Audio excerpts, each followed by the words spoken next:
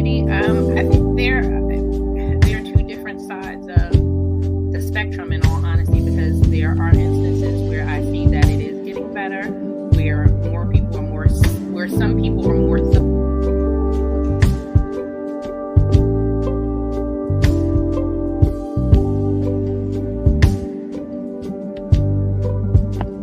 Conversations with friends. What are some of those things that what are some of those things that you feel that people don't want to talk about or don't talk about? Some important things that we do need to communicate. Conversations with friends.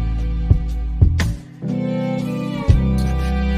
could give somebody a compliment like, you look nice, and you could tell them that every time you see them. Next thing you know, you up with HR. They tell you Conversations with friends.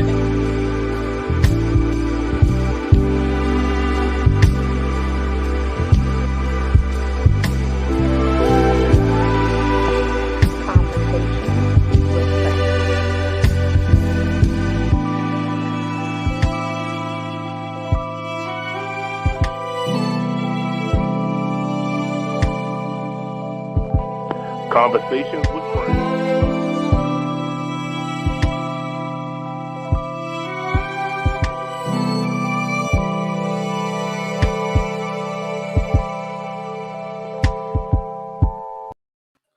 Hey, welcome, Let's Talk family. Welcome, Conversations with Friends family. And tonight is Conversations with Friends, episode 5. Wow, weeks be going by real fast. Episode 5, we're going to touch on a very touchy topic, and it is abuse in relationships. What is abuse in relationships? Most people will tend to think that abuse in relationships may just come from physical. So we have a little bit of settings of what abuse is, and this is some stuff that I had looked up.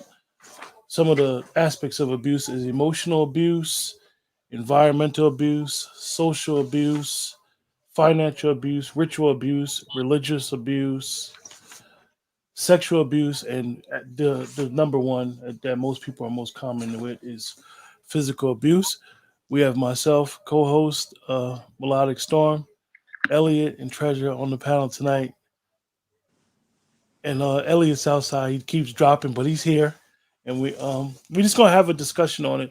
We also have the hotline number for anyone who knows someone who is going through an abusive situation, to call the hotline and try to offer as much help as possible. Some people don't know how to ask for help when they're in those situations, but in our community, one of the things that I notice is we'll ask for advice on an issue and then say, "Oh, I'm good," or "I don't need no help. I'm all right. I'm gonna deal with it," or "I'm not gonna deal with it," and then it's like, okay, definitely if it's physical abuse, okay, how long you been dealing with this for 6, 7 months, a year, or whatever, and then it becomes too late, and then we're like, wish I could have, should have, or then you get those type of friends that be like, well, I told him to get out the situation. Sometimes those situations are not as good and easy to get out of as people try to make them out to be. What's up, everyone? Hey. What's Hello. going on, Treasure? Nothing much. I feel like we've all had the same type of week. Like I slept all weekend, so Yeah, this been a very interesting week. I didn't have no energy, and then I worked yesterday. And what was funny about working yesterday, I worked and then I didn't work. I had to travel too far to work. Melodic, what's going on? How are you? You tell us. We have a very interesting topic we're going to discuss. Yes, yes, yes. I feel like something that's very necessary. That's for sure. One of the things about abuse, and I was thinking about it. Like I told you guys, I was sitting here in front of the computer before the show for a couple of hours, and I was thinking, like, statistically, we know that it's more reported men on women abuse. And I was thinking about some of the things that I've heard and seen in my short life is that a lot of times people be in abusive situations, like financial abuse or emotional abuse, and they don't even realize it. Absolutely. They don't even realize it. And one of the things that I seen today was like, sometimes people be like, "Where you going? Where you going?" Like, like if they're not up, if you're not with them 24/7, you know what they're doing, not at work, and it's like you put you put that person in a sort of box where they feel like they're in an abusive relationship or they're in a toxic relationship, which ties into abuse. A lot of people be like nowadays toxic, but abuse is basically the same thing. No, you're absolutely right, Quentin. So I'd just like to share a couple of things also. So abuse in relationships can be extremely dangerous and it's relatively common. What we don't realize is that about 1 in 4 women and nearly 1 in 10 men are actually in abusive relationships. Um, I do have a list of 10 signs that will let you know that you may be in an abusive relationship. I want to start off by saying the first one is threatening violence. Mm, So if someone's threatening to hurt you or kill you, or even if they're just joking, someone showing a weapon or pointing it at you, threatening to kill or hurt your loved ones, or threatening to hurt themselves. That's also a telltale sign. Breaking property, very controlling behavior. That's like a huge red flag. Someone who like insists on reading like all of your emails, all of your text messages. They show up unannounced. Um, they insist on seeing your shopping receipts. Like you said, they call you all the time and they want to know where you are, what you're doing, um, checking, your car, just anything personal that should just be personal for you. Forbidding you to talk to certain people. Like it's one thing to be in a relationship with someone. You're supposed to have trust in that relationship, but if someone is basically telling you no, you can't have friends outside of this situation, that's not healthy. Um, Getting angry if you make a decision without them, insulting and name calling, isolating you from loved ones. Usually abusers try to make sure that you're only available to them because mm, if you have a gauge of what's healthy and what's not healthy, and sometimes talking to someone standing on the outside looking in, they can let you know that, hey, that's not normal. So they try to keep you away from people that can, basically help you distinguish the difference. yeah. Rushing into a relationship. So some people like to love bomb you. Explain that, Nick. Okay. So an abuser can rush you into a relationship to gain control over you before you notice any red flags. Why is this person in such a rush to move forward in this relationship in such a dramatic way? Also, are they listening to me when I'm asking them to slow down? Are they saying things like we were meant to be together very eagerly on in the relationship? Like you don't even know each other and the person's like, oh, I want to spend the rest of my life with you, etc. Um, so sometimes sometimes you might be a little flattered, but that person may actually just be trying to overwhelm you so that you don't realize that, something's a little off. Hmm. Um, the love bombing also, that same difference. Um, Pressuring you into sex. I feel like, and just in general, when you're ready for the dynamic of the relationship to change, that should be a mutual decision on both sides. You shouldn't feel pressured to do anything. Um, Hurting you physically. They may start with a threat. Sometimes it may start with uh, grabbing you aggressively. It's not necessarily a hit. Then it eventually escalates. So pushing you, shoving you, getting in your face, talking very aggressively to you, just intimidating you. And then it slowly starts to just increase until it actually does become, like a knockdown, drag out fight. Strangulation.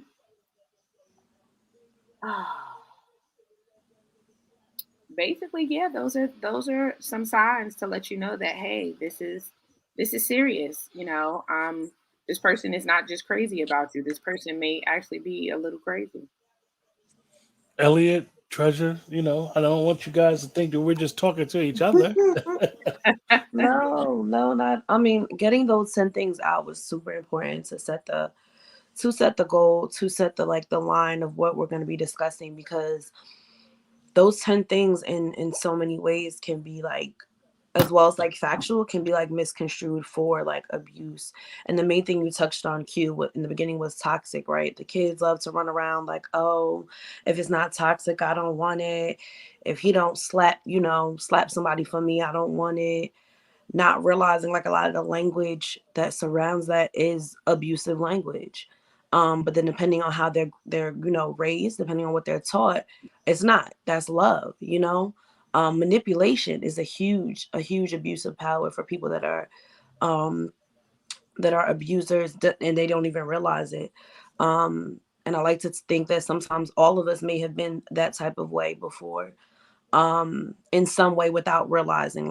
Have we ever been manipulative in relationships? Have we ever been a little aggressive in relationships?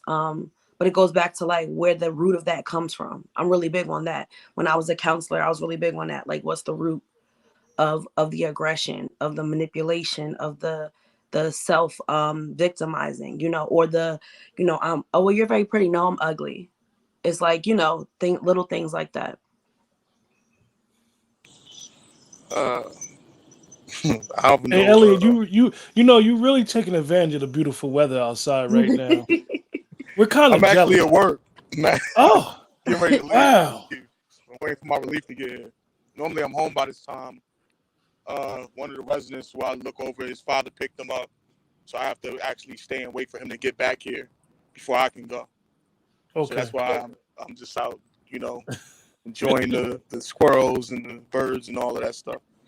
I mean, to piggyback off what Treasure said, in regards to people kind of championing this toxic, we kind of live in a culture now where that's the first response that people give. I mean, obviously, a couple of weeks ago, it amazed me how many people with the Will Smith and Chris Rock thing was yeah, he should have, he had to defend his wife. Not understanding, he could have very easily went up on the stage and said, and my wife is the most beautiful woman in the world. And that could have been defending her. And he wouldn't have been in the kind of mess that he's in now. There's different ways. Everything doesn't have to be rah, rah, rah aggression. And for Black men, when you talk about being there for your family, the best ability is availability. Mm-hmm. So if you do something stupid in a fit of rage, cops is coming to get you. Now you're stigmatized. And now, your family is without that protection that you sought out trying to seek when you first set out to defend, your partner's honor, quote unquote. So I've always, the first thing I said from learning firsthand, from being in situations, you gotta tuck away your pride. And I think for men and women, when you're in a situation and it's I'm right, no, you're wrong.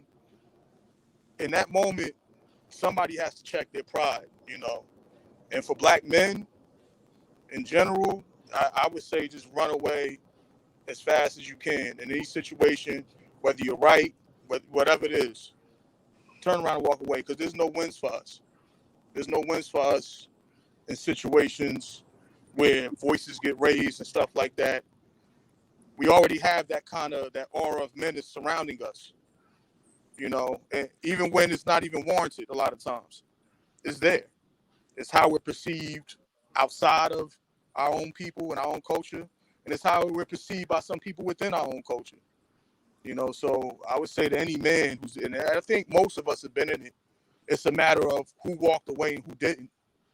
You know, but just you got to learn how to walk away. And I think the older I've gotten, you know, being 37 now, being in it, and you know, I've been in relationships, you know, and it's gotten bad, you know, and you got to learn how to walk away, no matter what. Walk away, and if somebody's putting threats on you, don't feel like you're less of a man by calling the cops. If you're in a position like that, and I think that's another thing too is men are taught, oh, you have to be men, or you're soft if you get cops involved. You got to do that, you know. You absolutely have to do that. Indeed. Well, I just want Go to ahead, say, Nick.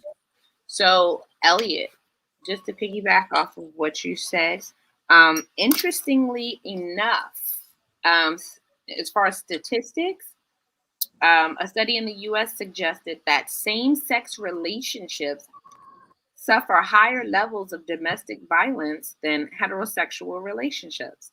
That was a very interesting fact that I found.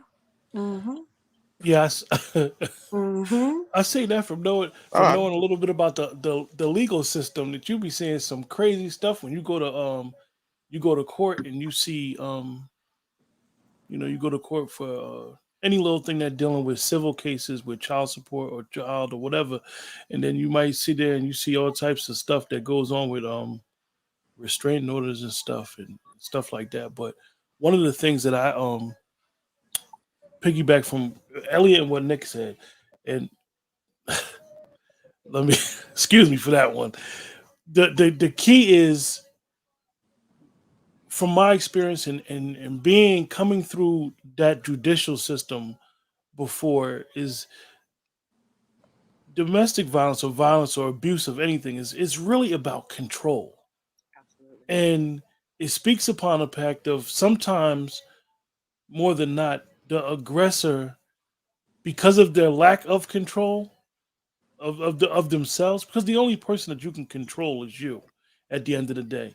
No matter how much you love the person, no matter how much they love you, you are only responsible for your actions and how you move about. And what happens is that usually the like I said, the aggressor, they may want something for that person so bad that that person may not want it for themselves. And it could be any situation. You could want something good for a person, and they'd be like, I don't see it like that. And then you could want to control them. You could think that. And this is why what's key about domestic violence is that most people always tend to think that it's husband and wife. Even if you have a fight with your brother or your sister, it's considered domestic because it's in the home. It's somebody you related to. So this goes on very prevalent in our community. Like you guys said, that people think it's cute when they walk around and say, "Oh, that's my toxic trait." Like this, like it's a badge of honor to be toxic. And instead of us looking at it and combating it and saying, you know what, I got some real major shortcomings with my behavior and how I go about things, and let me address them, and leave and let the people that I care about and care about me know that I'm working on my insecurities. Give y'all a heads up, like, yo, I got some major shortcomings. Instead, we just continue to be, for lack of a better word, sick, and want everybody else to suffer in our misery. Yeah. A lot of it too is people equate being tough with being aggressive, physical. I would say, somebody asked me, the toughest man walked the face of the planet. One of them is Martin Luther King. And what was he known for? But then you have a large majority of people who say, oh, he was weak. I prefer Malcolm X. Why? Because of that very reason, right? And that morphs and turns into something else when you can't turn it off when you're with, those closest with you, your family members, your significant other, and it's on both sides, like we live in an age now where, most people, like, I'm not going to be, treated like this again. Like, you see social media posts. I'm never going to go through this again, and I'm not going to do this again. And then, people are, instead of just dealing with the things, the origins of where those feelings are coming from before they involve themselves with other people, they enter into a new situation having not addressed those things. Men and women. Sometimes people to be together and they both have not addressed the origins of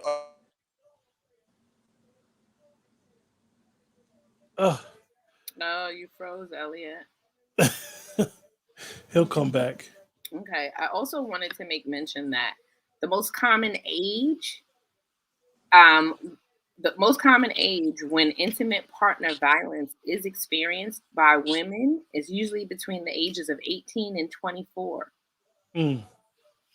Um, in all honesty, that's when most people actually just, you know, start to become adults. That's first and foremost, and that's when you're you are basically breaking off into your own, going to college or getting a job, getting your own apartment or what have you, where those elders are not necessarily around.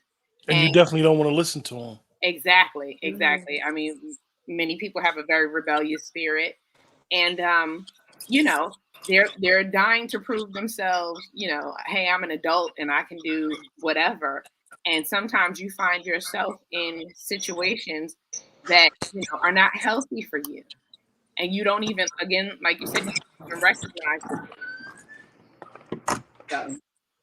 I think the ugly truth a lot of the time, and even in statistics, because I know that's that 18, right? The ugly truth about that is it happens sooner in some households. There's intimacy issues, there's physical issues. Another thing I call psychological warfare issues in families that happen well before the age of 18. So when you get to the age of freedom, right? Let's say 18 is because when you go away to college, you're being dropped off to a place now where you're gonna have to make those decisions, because we talk about free will like it's something that we always have control of. Before the age of 18, before you're able to kind of maneuver on your own, you don't have that option. So now we're given the option to be more independent in our thinking, independent in our actions and our thoughts. And if you weren't, if you were brought up in a situation where you were always like, you were beaten, you were this, you were that, you may have been molested, you already have a skewed version of what like love is and what that looks like. So now your first relationship, your first intimate encounter, you just want to impress somebody, you want to prove that you can have this authority and this control over yourself. And the first time that is taken away from you, you don't know how to react, you don't know how to feel, and sometimes it can cause that aggressive type of thing. Or in women it can definitely be like it causes like a hardened type of emotion where that ain't never gonna happen to me again. I'm gonna kill somebody before that happens again. And then you got into the situations of before, now you've been abused and now you turned into the abuser. Right, right. What one of the aspects that I wanted to really talk about was financial abuse, right? And in the notes that I had, it said giving him false receipts, canceling insurance, sabotaging their efforts to obtain economic freedom, withholding money, spending money foolishly beyond means, pressuring her to take full responsibility for finances, not paying fair share of bills, not spending money on special occasions, spending on addictions, gambling, sexual services, pressuring or controlling her or him working conditions, keeping family finances, preventing her from taking a job. I believe that this is a very, very touchy area when it comes to abuse, is because a lot of times we tend to come into situations with not baggage, but we understand you don't want to be fooled twice. You were in a situation prior where somebody may have been dishonest, and then you move on to another situation, and now you like, you know what, I can't put all my stuff to the table. However, when the relationship gets serious, these type of secrets can become a major, major problem. And you hear that, oh, I got a separate account, or like, uh I mean, and that could become a problem. So, for some people, that type of secrecy is okay, and you may be in a relationship where that type of secrecy is okay. But you know, in some instances, like yo, like you see me over here struggling to pay bills, and you got a secret stash somewhere. Like, what's that all about? Like, and you hear that quite often, that even when you hear people about getting divorced, and people, oh, he got some secret money somewhere, or she got some secret money somewhere, and they'd be like, yeah, I did, because you spend money foolishly, and this is a form of abuse that's serious. And I think that we don't want to be those type of people who always, oh, I wish I would have knew better, or this. I think that these conversations in relationships are hard, but they need to be had. They need to be addressed, and because it will make us feel uncomfortable. But this will alleviate that type of abuse if you have those type of conversations. Yeah. Last week we talked about boundaries. You can't be too scared to set those kind of boundaries, especially if you see that person as somebody you can spend the rest of your life with, somebody you want to get married with. You got to have them conversations. There's no way around them. I think they become hard if the people that are involved have differing views and methodologies on how money is allocated within a relationship. And that's when it becomes hard. If I'm a saver, and you like to go out, and that's obviously something that we got to meet somewhere in the middle on that. But what are you saving for? Is it to buy a house? Is it to try to prepare us, futuristically for things that it's all about balance. While doing that, take time, to take your girl out, or take your man out, or whatever the case may be, so that the person doesn't feel like, hey, they don't appreciate me and all that. When we never have fun, because those things are obviously a part of the relationship dynamic. You can't just be in the house 24/7, 5 months straight. Save here and there for those things, but then also have in the back of your mind, try to make them understand, hey, I'm not. It's not like I'm out here buying Jordans with the money that I make. I'm doing this for us, and you try to keep a Yeah, balance. Elliot, it's interesting because I can say from experience, for me, like I never had I never had that problem, and not saying that that's a good or a bad thing, because in the instance, I'm asking, did I ever care?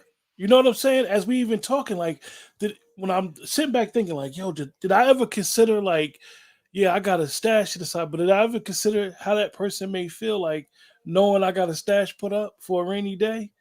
Because I'm thinking I'm being, foreseeing what could happen, but they may view it as, what, you being dishonest. Or cheap. Yeah, yeah, or cheating. And that's where the communication comes in, because you being economical, like I'll from personal experience, I'll be very transparent. Like I've always been the person that made the least in my relationships. I've always been fortunate enough, to be with people that were very supportive, that understood my goals in life, that understood that in that point in time I could only work a certain type of job or amount of job at the same time. So I wasn't like pushed. I've never been pushed in the way. I've never been belittled. But that is a huge issue that we have in the financial abuse community, because I worked for a bank as well. So I saw a lot of embarrassment. I saw a lot of couples come in and really get into scraps almost in the lobby, because now it's money missing from the joint account because somebody needed to cover a bill they weren't honest about. So they took it from a joint account to cover it in their personal account, and now it's money's missing. So it just goes down to communication. You cannot be embarrassed to say, listen, I don't have it. I don't even know how to start to begin to have it. Do you have any tips for me? Can you guide me in this right direction? I've seen couples, loan each other money. I've seen couples write thousands and thousands of dollar checks to each other just to ensure stability in a relationship. So it kind of goes both ways, but it comes down to boundaries and communication. because you don't owe anybody anything. Like, that's the other thing. If you worked for your money, there's a certain limit and there's a certain boundary you should have with it. Yeah. And Well, that and go ahead, Nick. okay, Lolly, go ahead.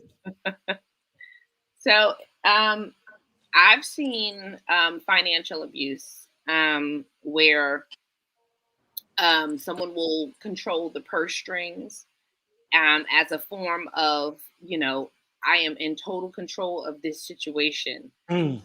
Let's see. I know that some women, when they go on maternity leave and they're no longer working, so, you get a certain stipend. Well, and it also depends on the type of job you have, because if you don't have if you don't work for a pretty, decent company, you're not getting a decent stipend to begin with. But I've seen instances where the husband did not agree with, whatever. It could be something as random as, you didn't cook what I wanted to eat for dinner last night, or what have you. And then bank accounts are frozen. Mm-hmm. The money is cleared out of a joint account, and the woman doesn't have access to the money. And I've seen it where it's done to a man as well. Mm-hmm. So, I mean, financial abuse is very relevant, and that's something that you should definitely pay attention to as well. I also feel like there should be joint accounts and there should be separate accounts as well. Melodic, I'm laughing because I believe in that form of privacy a little bit. Like, not to say like something is going on, but like if you got a little stash put up for a rainy day, a lot of us was taught and raised by our parents to do certain things, and this is what our makeup is. This is how it got us to where we're at. And not saying that you're trying to be secretive, but I think that you as an individual have to be able to have that foresight to be like, okay, I'm going to prepare for a rainy day, regardless of my mate, and not to make them feel insignificant, and hope they have the same thing. Like, hope they prepare for a rainy day too. But then it's like, I don't want them to think I'm keeping secrets from them, and then something happened, an emergency happened, and the glass jar get broken. Oh, you had all this stashed? You had all this put up? It's not your That's the business. thing, though. It's not just a rainy day for you. It's a rainy day for y'all. Yeah. It's not like I can see if you say, oh, shit, she get out in the water, she ain't got no life preserver, bitch, she gonna drown. Like, it's not like that. It's like the rainy day is for the household. And sometimes in relationships, observing your partner observing you. If your partner observes you and they're not really good in this capacity.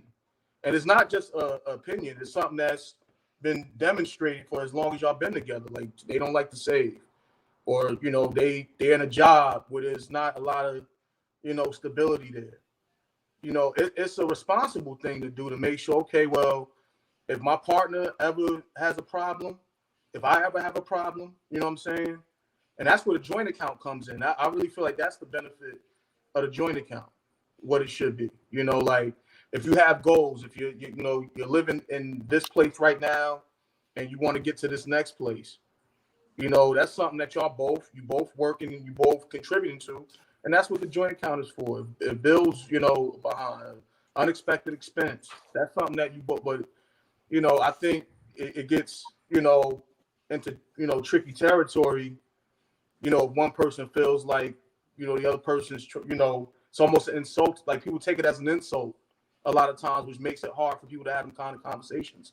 But it's not an insulting thing. It's a responsible thing if y'all are in a relationship, and definitely if you're in a, I'm talking about marriage, relationship, because you never know what could happen. And it's there for you. Y'all both had a responsibility to each other, Right. Yeah. So just to get back on topic, guys, I want to move to another form of abuse. And that would be emotional abuse. Just going back to something that Quentin said a little earlier, a lot of people don't realize that they're actually in abusive situations. Men are often in emotionally abusive situations where their partner yells and screams at them, and they think that, oh, she's just high maintenance, or oh, she has an attitude problem, but that's abusive behavior when someone's treating you like I like that. She got spunk to her.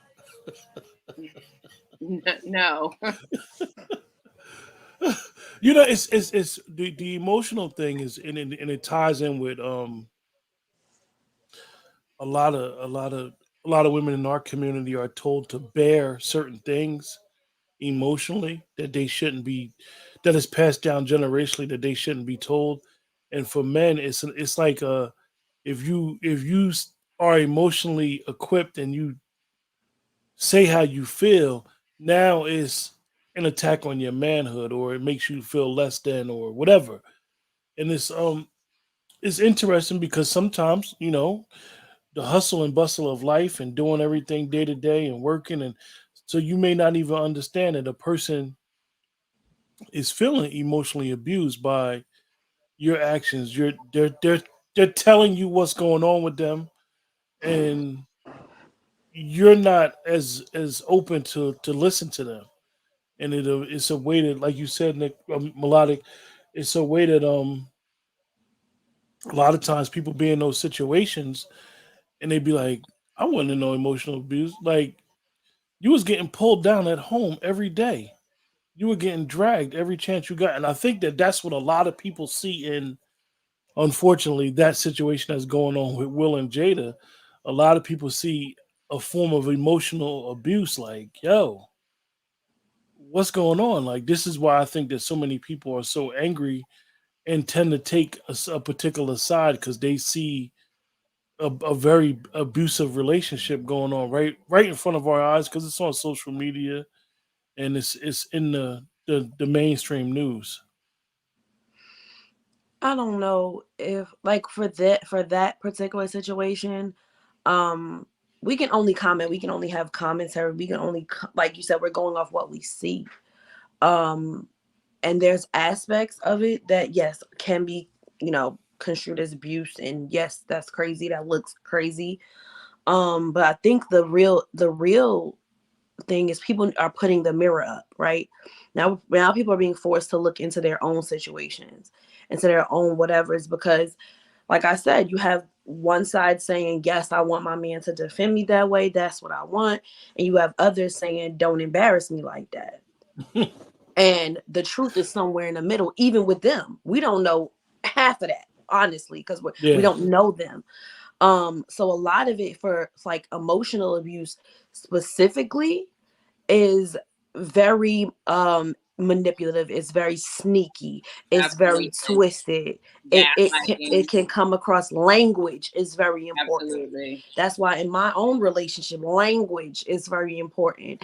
If I feel like I'm hurting his feelings, and this took time, this took a long time. If I feel like I'm hurting if we apologize like right then and there is no like waiting, letting it sit, none of that, because I don't want anything to be misconstrued. I don't want him to look at me and say, because sometimes I'm good at for saying like, why aren't you listening to me? Instead of getting to like, well, maybe, well, when was I talking to him? You know what I'm saying? Like, I have to really consider that. But it's so easy sometimes to try to control the narrative by saying things like that. Oh, you never listen to what I'm talking about. You're not hearing me. Instead of doing the introspective work and saying, but wait a minute, like, how am I getting this across? Well, do you know What do am you I know saying? that constantly rejecting someone's thoughts or ideas or opinions can actually be construed as a form of emotional abuse as well? Most definitely. Most definitely. That is a big part of emotional abuse. Because that controls them. You know what I'm saying? That controls how you see somebody.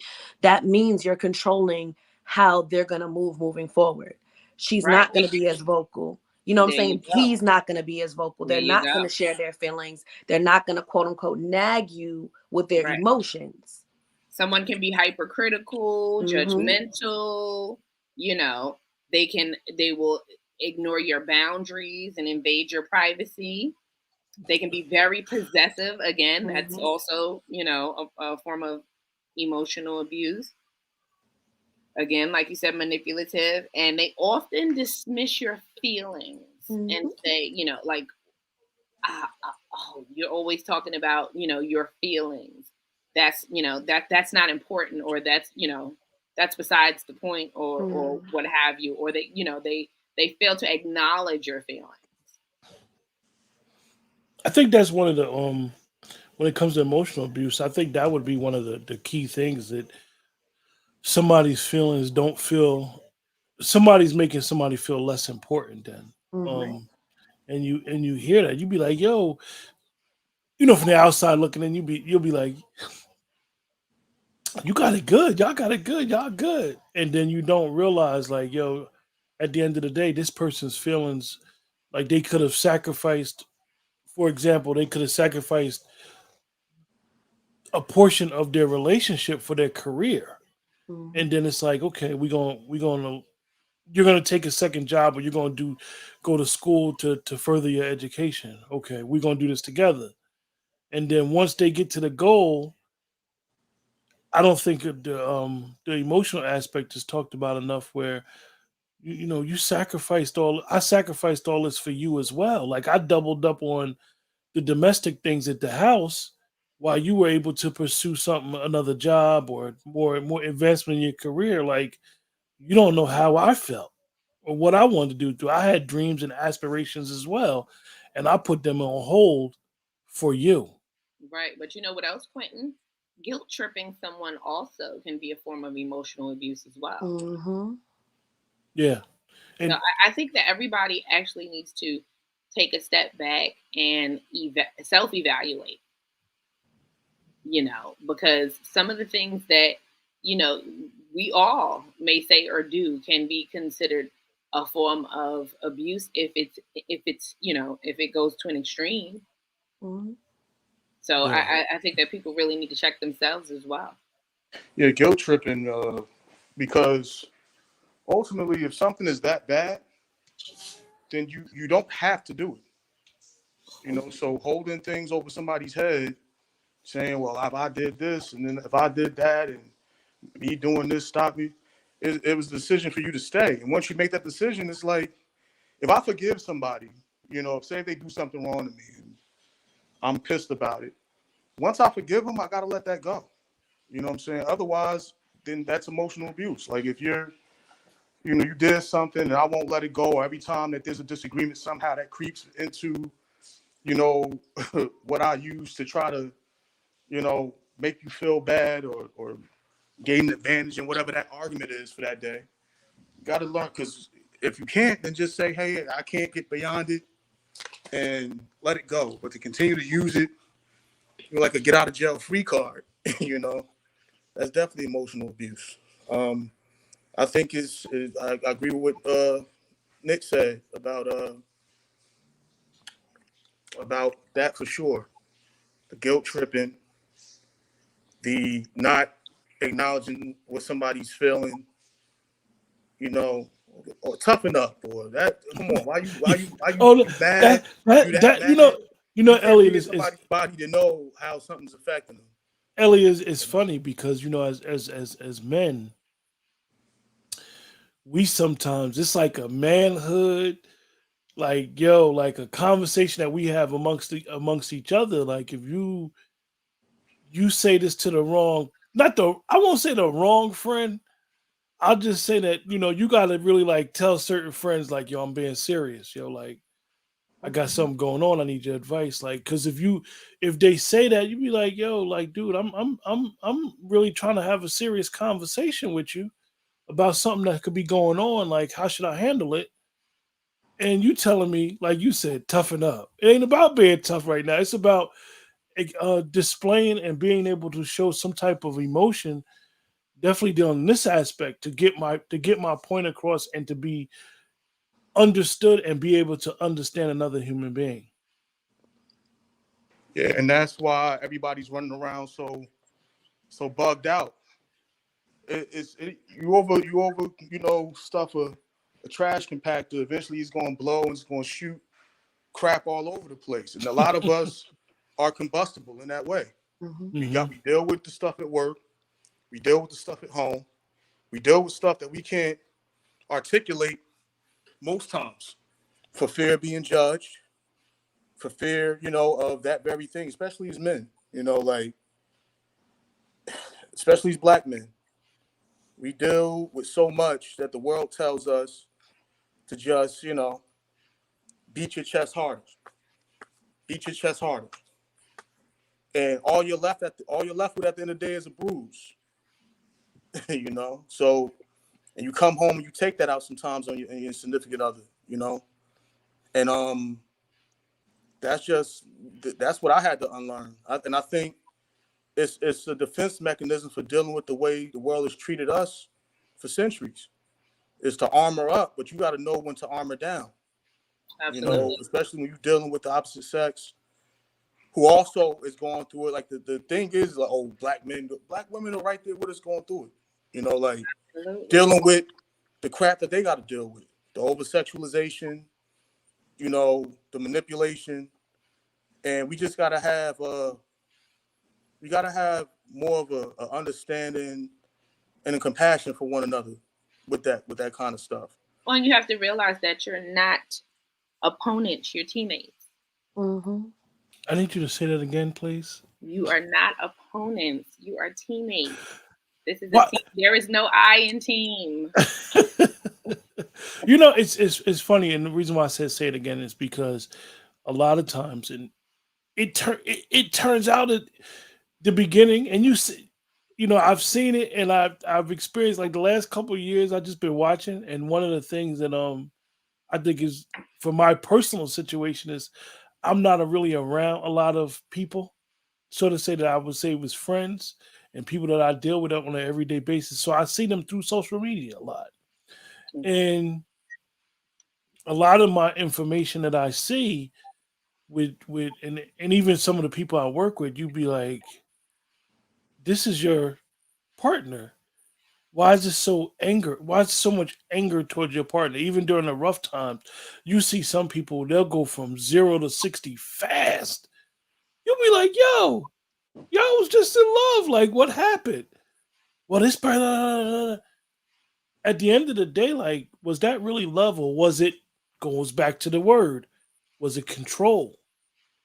Were you trying to control the situation? This is why that abuse is so dangerous, because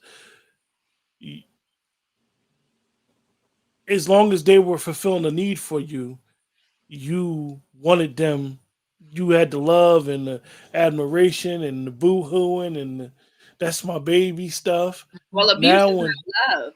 Abuse is not love. It's not love at all. There's no love in abuse, because you don't abuse the people that you love. And most abusers aren't prepared for the fold. They're there for the good parts. They'll take a little, drop for a second, but the complete folding, the complete just reckoning, having a complete meltdown, they're not prepared for that. Agreed. So that to them, it's an inconvenience now. You've now become a problem. Before you were a means to an end, you were a holder, a position holder. But when you have that complete meltdown, that complete fold, they have no idea how to handle that. Right. Right. So moving forward, guys, sexual abuse. Okay, let me give you a definition here.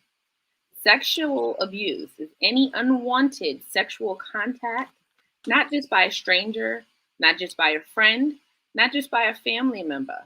Sexual abuse can happen to anyone by anyone, even your own spouse. So here are 7 signs that you could potentially be in a sexual abusive relationship. You agree only because you're afraid. That has to be a horrible place to be in. He or she refuses to practice safe sex.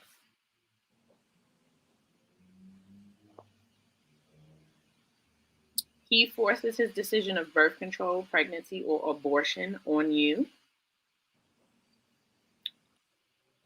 He or she withholds sex as punishment.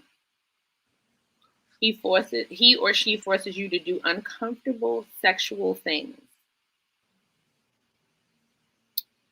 He or she persists even after you said no. No means no. He or she insults or criticizes your body.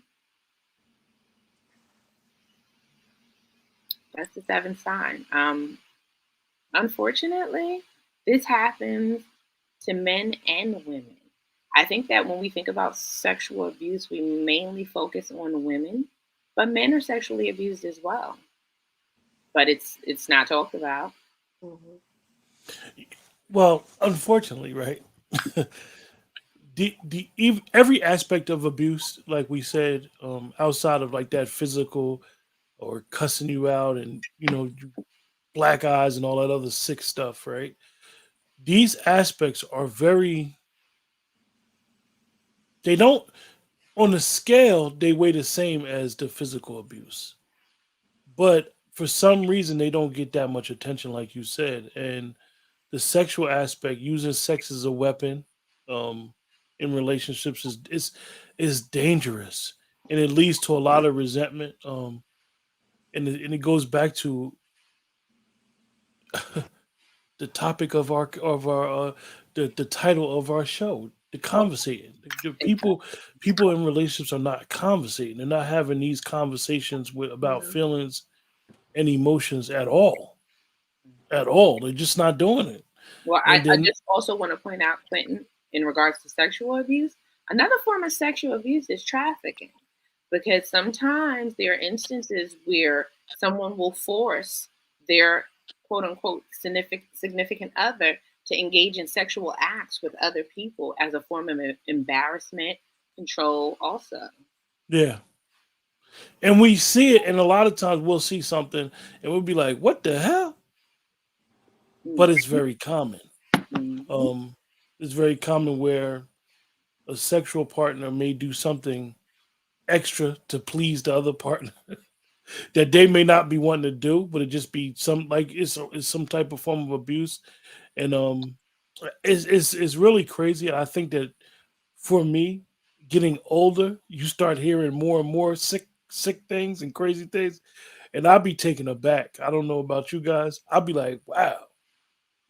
Well, I think some people get it twisted with consent because at any time you can withhold your consent. You can retract your consent. And just because someone was agreeable to this at this, in one instance, and once they say no, or once they decide that, hey, I'm no longer comfortable with this, and I no longer want to do this, you have to respect that, or you should respect it, I should say. Hmm. And Also a lot of people, for men, like I used to deal with a lot of men that were raped and that were comfortable enough to come forward and say that they were raped. And one of the major things is the one phrase that I was told over and over and over was, I felt like my body betrayed me, because the body's response to the act was positive, whereas the brain's response and the other responses were completely negative. And it was very much no, no, no, no, no, but the body was saying something completely different. so you're saying when men were raped by other men, yes? By women. By Well, women. both really. Yeah, the Okay. population I dealt with were 18 to 24. And it was men and women. And I had about 10 men that came forward. And it was about half and half. Some of them were raped by other men. Some of them were raped by women. Because And that's very common also. And I think that a yep. lot of people brush that underneath the rug. They sweep it under the rug. And it's like, oh, okay, well, oh, he's a man. No, he may be a kid, Exactly. or he may have been inebriated, and you took advantage of that situation. Yep. And that's where that phrase, "my body betrayed me," comes from. Right. Because the body responds positively when they don't really want to be doing exactly what is being done. Yeah, and for men, because of the machismo component, for us growing up, I remember being babysitted, and she, but she wasn't like significantly older than me, but older enough for it to be abuse. Like that's kind of like a trophy thing for us. Yep. for a lot of us. Like, oh, we got this older woman type thing, and that's a part of the toxicity of the male ego and the machismo, that you don't even know that you're being violated because you know you're so hard up for to be able to go into your neighborhood with your friends and say, yeah, I messed with this 26, 27-year-old woman and I was like 15, Mm-hmm. 14, Right. 13, and Right. And she should be that's ashamed always a stigma of herself. that goes one way and not the other, Right. because women don't champion that the way that men are taught to. Well, I've seen it with men as well. In all honesty, I've seen grown 26-year-old men try to approach 13-year-old girls. Let's say a female is, more voluptuous than her 13-year-old counterpart. And especially because, she's not mentally capable to have the type of conversations or consent or anything like that, as a older woman. And I've seen men approach them, and it's disgusting. It's No, disgusting. yeah, I absolutely have seen it. I just know, like, when I was in high school, like, and it would piss us off because we would want to talk to the girls in our class, and they getting picked up by some dude in like a Honda Civic. He driving, and we hop in the train on the bus. You know what I'm saying? And nobody ever thought like, oh, yeah, that's rape. We didn't. He was Right. an older dude, but women are like, at least to my knowledge, aren't going to go home and they maybe to their own girlfriends, but nobody else, and say, hey, I was with, and look at it like some, prize catch type deal, like men do or would in the opposite situation. But yeah, I saw that. I mean, we didn't think of it so bad though when I was young. It's just an older guy. Like, we didn't go back and say, oh, this girl, or report it to anybody and anything like that. But yeah. What about marriages? What about when someone's married and it's for richer or poorer, through sickness and in health, and basically you're agreeing to be in this relationship, you're agreeing to be in this marriage, and you don't want your husband to step out or your wife to step out, and the other person has constant demands. That's also a form of sexual abuse when, let's say the wife feels like she can't say no, or the husband feels like he can't say no. And it's like, okay, well, this person might get violent. They might start screaming and yelling, or, may use some other form of abuse, like financial abuse, emotional abuse, physical abuse, if I don't perform. I So, think I think that is a little more common as well. right. One of the things that as a man we don't know the changes. I think that we are learning. Some of us learn, and definitely who we deal with is some of the changes that women go through with their bodies. And as men, we may not understand it, or may just be oblivious to it, how women feel about their bodies, and they may not feel sexual or attractive looking. And as a man, you'd be like, "Boo, you look good. Like, what you talking about? It's all good. Like, you bugging." But I have to feel good, Yeah, but you and know. then you'll be like, "Well, why she ain't pursuing to have sex?" And then you be like, you start getting angry. You think it's you, or you may, Mhm. it may, instead of just communicating and having that conversation, like, this is where I'm at today in my life. I feel like I'm not where I need to be, and I don't feel good sexually about Mm-hmm. me. And we need to talk on helping me get through it. And you understand that it has nothing to do with you. And unfortunately, like you said, when you brought it up, is that so many people won't say nothing, and then it becomes like a anger type of thing, or she feel as though she has to sleep with him to keep him interested, or, "Well, I don't want him to step out because I know him. He got cravings, he got needs, but I got something going on with my body. But so I'm gonna just sit there and just basically have, Yeah. you know, I'm gonna have sex, but I'm not gonna be there. I'm gonna be there, I'm not going to be there emotionally. And then she might, like the big topic happened this week where DJ Envy and his wife explained where she said she wasn't having orgasms for 10 years. And a lot of people had a lot of things to say. And, if you listen to what she said, is that they were kids when they were dealing with each other. And a lot of things of how she was raised of, you got to please a man regardless.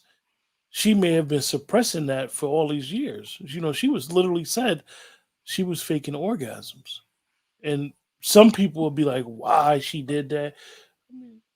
It ain't nobody's wrong in that situation. I respect that they were able to talk about that openly, and that basically saved their marriage. But that's a tough situation to deal with for him and her. He probably didn't know her body, even though they were married all these years. He probably didn't know that it may have did, for lack of better words, different positions or different things you need to do to please her. And it's common and it happens, and people will be in, like you said, people be so focused on trying to please their mate instead of saying, yo, like, this is going on with me and I'm not happy and with myself. And it's a very dangerous thing. Well, I think that it only becomes sexual abuse like when it's forced, like one party is forcing the other. I just have a really interesting fact, guys. So during COVID, domestic violence increased 25 to 33%. Because people were forced to be home. Absolutely. They were forced to be in each other's face. Forced to deal, a lot right? of people confuse intimacy and sex as well. Like, they're two different things. So if you're now in a space with your partner where you have to be with them 24/7, if you've never taken a vacation with this person, if you've never literally had like a wind down with this person, and you've never talked to them for more than, let's say, the average couple talks maybe a total of 3 hours a day, between 8 hours of work, and then you get home, you got kids, you got to lay down, you might watch a show, whatever. You're not talking. So right, you had to face your issues. You had to face your shortcomings. Exactly. So take that 3 hours times now 24, where you got kids that need to do online school. You got to work from home. Your spouse may have to work. Somebody might have lost their job. Yeah. So now we don't know how to handle anything. Money's tight. Nothing is where it's supposed to be. Exactly. So now that anger that you were suppressing, controlling, is now manifesting itself in abuse to your partner. And now things that you've always wanted to say, because that comes out too, right? Oh, I always thought, you left stuff on the floor all the time. Wait a minute. Yeah. Like, we've been together 15 years. Well, you never told me, my socks on the floor bothered you, So it's like, where does it showed a lot of people's cards. Right. Absolutely. During COVID. Yeah, because the majority, like me, I lost both my jobs when COVID happened. I was teaching and I was doing what I'm doing currently, residential counseling work. Lost both the jobs. So when you don't know when the next dollar's coming from, and Treasure, she was dealing with stuff at her job, people being extra violent, disrespectful around money. So now you got them combustible forces of, I don't know what's going on, because none of us knew, like, when it started, what the hell this was, or how serious it was, or what, like, why am I not working right now? It's like, and my money's being cut off, and if you don't have a lot of money to begin with, like, you don't got much of a savings, which goes back to the rainy day fund thing we talked about earlier. Then the anxiety and the stress, and particularly if you live in a small space. Right. Yeah, and can definitely affect those situations. Absolutely. I think it actually helped me and Treasure a lot, though. Elliot, was funny. Was funny you said that, Elliot, because for me, I think that I went back and forth with a friend of mine, and we talked about, because he lived in Jersey, I live in PA, and we discussed COVID and what the pandemic did for people. And I said, you know what? I think COVID made people realize, like, what's important. Right. It really kind of made people, in my opinion, value relationships, value people, value, like, yo, value life. That job that I got, Right. I don't need to be slaving for them. because they'll Yeah. get rid of me just like that. So Right. yeah, Right. it's We would go out unfortunate. and Like walk, Melodic take brought up walks and those stuff, divorce rates. just us in the park and that stuff. If we were in a tough time prior to it starting, a horrible time, and to have that time alone to kind of reconnect, to understand each other, to watch that BS Tiger King show on Netflix or whatever, and laugh at like how stupid this dude looked and what the hell is he doing, like little stuff like that. And make nachos and not have to worry about I gotta wake up at 7 because we ain't working shit. You Right. stay up all Hey, night hey and Elliot, just enjoy each other's company. they did have some boring Yeah, shows on TV, yeah, some boy. BS that would have never made it. I If got not for COVID, you know what I'm I saying? think So, what it taught me, I told you guys earlier, I never knew what it was like to be like have the brunt of the responsibility on me. And when COVID happened and L lost both his jobs, I had all that responsibility. There were bills now that I was taking care of. And if we didn't have that communication, if we didn't have those conversations and that understanding, we would not be together at all. Like it would have been like, oh, you putting all this weight on me? Sorry, I gotta go. Well, we would And hope that you guys wouldn't have a domestic violence situation. That's for sure, and that just right. goes to show, the maturity of the Mhm, relationship as well. You know what I mean? mhm. So, not to cut anyone off, but I just wanted to get these 10 points in before we close out the show. One, I would like to appreciate. I appreciate everyone joining. Treasure, Elliot, thank you so much for being guest on tonight's show. This was a very, very heavy topic, and I think that you guys handled it so eloquently. So thank you so much. And I just want to point out, so these are 10 ways that you can prevent domestic violence locally. 1, knowing the signs, someone being jealous, discouraging you from spending time away from your partner, embarrassing or shaming you, controlling you physically, financially, emotionally, etc. 2, don't ignore it.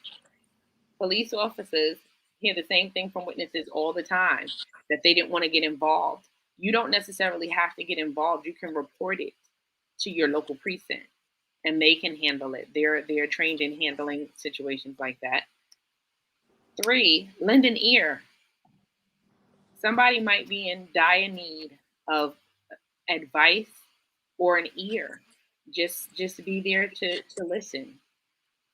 Be available.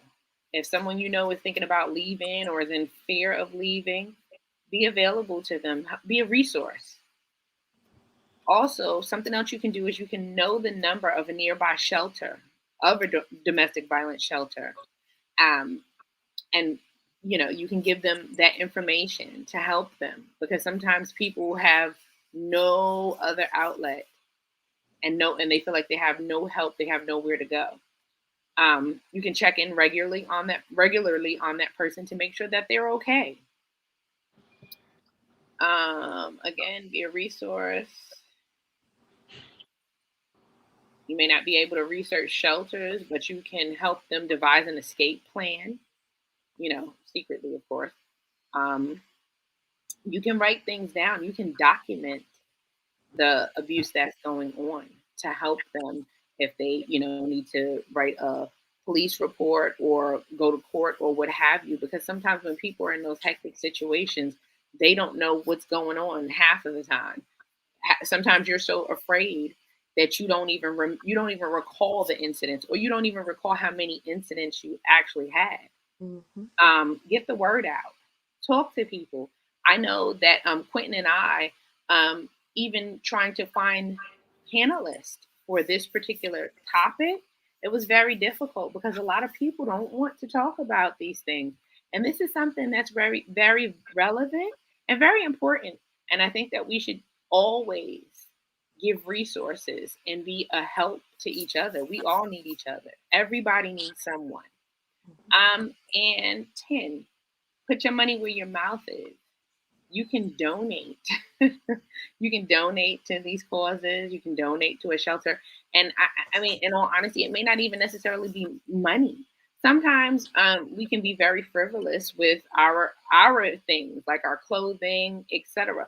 Sometimes these people escape in the middle of the night. I'm sure we've all seen the Tina Turner movie. They will escape in the middle of the night and they don't have any clothes for themselves or their children or whatever. If your kids outgrow their clothes, you don't, you outgrow your clothes or you decide you want something different. Think about things like that and donate to these shelters because they're in desperate need of resources for these people who need help.